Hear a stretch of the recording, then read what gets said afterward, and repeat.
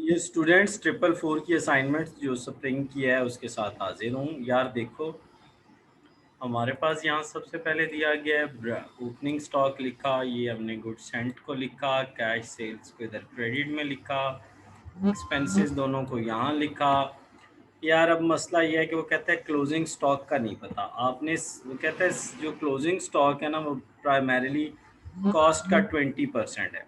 ठीक है, तो आप सबसे पहले यहाँ सेल्स को लिखें, 20% उसमें प्रॉफिट है, तो 1 लाख, ये जो 12 लाख है ना, उस पे आपने क्या करना है, 1.20 पे इसको डिवाइड कर देना है, 1.20 पे, तो आपकी सेल कॉस्ट पे निकल आएगी। फिर आपने ये फार्मूला लगाना है, goods and plus opening stock minus sales, तो आपका क्लोजिंग स्टॉक 2 लाख का निकल आए। आपका बहुत शुक्रिया कि आप चैनल के साथ जुड़े रहते हैं। बाकी फुल असाइनमेंट के लिए आप व्हाट्सएप करें, एक नॉमिनल से चार्जेस हैं, पे करके आप ले सकते हैं।